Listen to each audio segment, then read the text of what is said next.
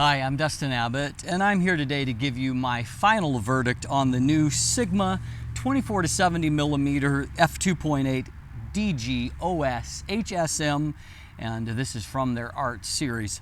This has been a highly anticipated lens for a lot of reasons. First of all is that there are a few lenses that are kind of more practically useful than a 24 to 70 millimeter f2.8. It's the nature of the focal length, which starts from wide angle and covers normal range and even gets you into kind of short medium telephoto for portrait use.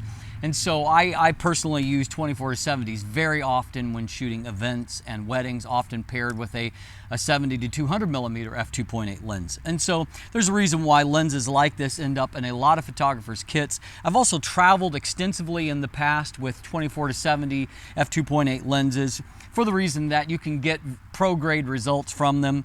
They tend to have a little bit better build quality. And so it's a professional lens, but it's a great travel focal length. Well, I've used the lens like this already, taken it on some trips, shot in general purpose settings like that.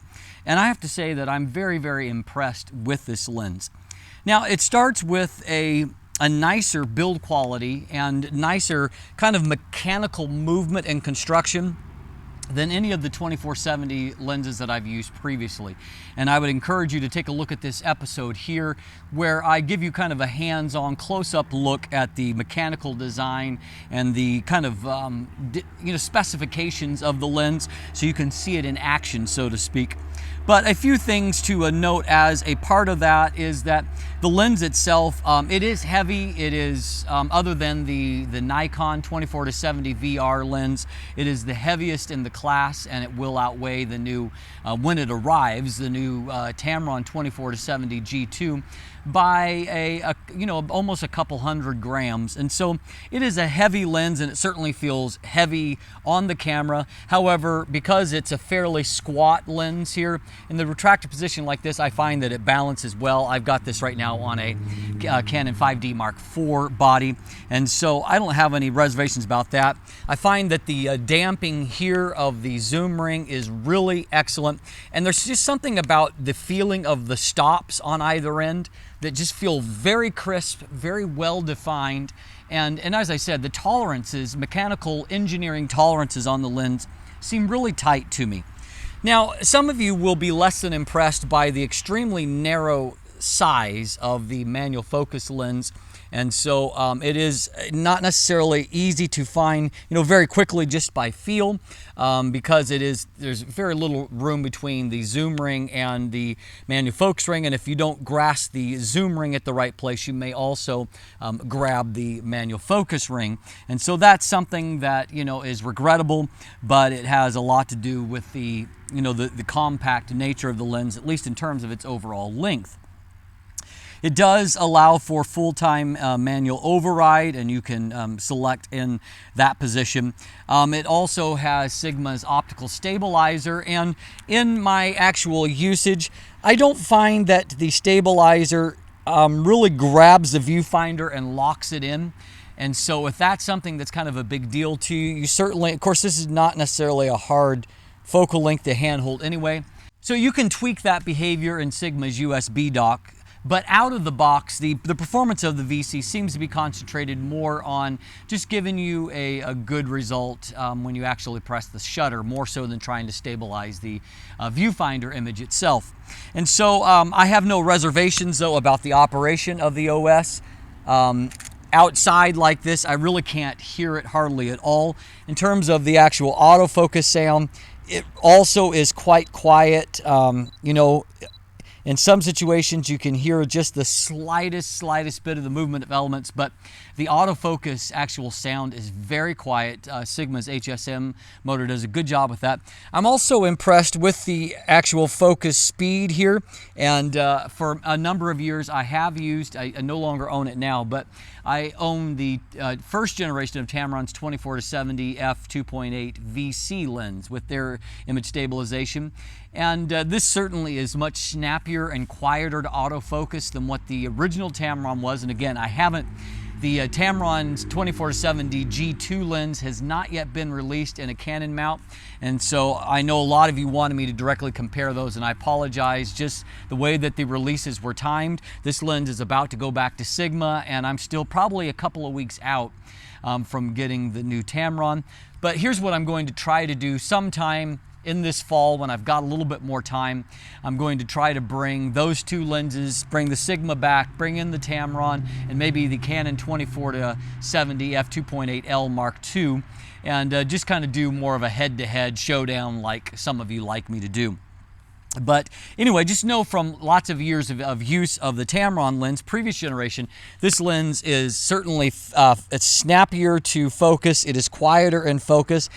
And the good news is that while I didn't torture test it, for just everyday shooting, I was happy with the autofocus consistency and results. It does seem that Sigma is finally starting to get that monkey off of their back, and their more recent releases have been much more consistent for me in my experience in autofocusing. Also worth noting is that the lens performs quite well if you throw it on a Sony body, and I don't have an A7R or anything like a full frame, but I do have the Sony a6500, and I found that the lens produced nice results. It didn't break down moving to a demanding APS-C sensor. And also I found that using Sigma's MC11 adapter that the autofocus performance was really pretty good, and so that's certainly a viable option, although in terms of the weight it'll be kind of a case of the the tail wagging the dog, in that the lens will be much heavier than the camera body itself. But all of those results were good. If you haven't already, I would encourage you to take a look at my detailed breakdown of the image quality from the 24-70 art lens, and that will explain things in both more detail and also a little bit more interactively.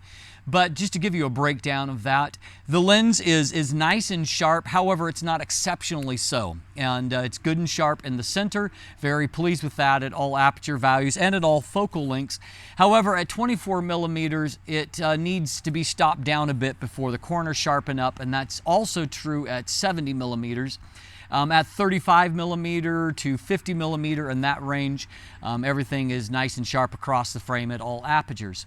But beyond that, as I said, I think the sharpness is good enough for most applications. But I do find that the actual images themselves, both globally and when examining the details, I'm very pleased with the look of images out of the lens. In many ways, this is one of my personal favorite Sigma lenses that I have reviewed, and I've reviewed a lot of them when it comes to the actual image quality, because it's not just all resolution, to the detriment of some other things, but rather I find it's more of a complete package in terms of having very nice bokeh quality. It has very nice color rendition to it. It has nice contrast wide open. There's just a lot of things that I really like about it, and I enjoyed shooting with the lens. I enjoyed the images that I was able to produce from it. And so for those of you that are all about maximum resolution, I don't think that this lens sets any kind of new resolution records, and I wouldn't be surprised to find that at some places that, say, the Canon 24-70 f2.8L Mark II is a bit sharper. I would say that the previous generation Tamron 24-70 VC is actually sharper at 24 millimeters and towards the wide end. And but at the same time, as I said, I think this lens is going to be sharp enough for most people most of the time. And beyond that, it's going to produce really beautiful images from it. And so all in all, I actually was quite pleased with this lens, and I have no problem giving it a very positive review here. I think that, again, for those that are willing to look beyond the nuance in the art series of it always having to be about being the absolute sharpest lens in the class, I think that you're going to find that there is a lot to love about this new Sigma 24-70 f2.8 art. And of course, the good news is that it comes at a higher grade build than I would say what the Canon, and perhaps even it's as good as what the Nikon build is.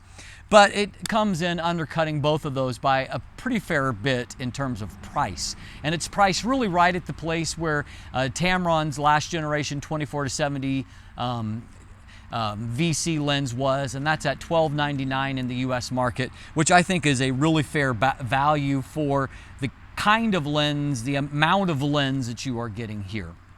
I'm Dustin Abbott, and if you will look in the description down below, you can find linkage to my full written review.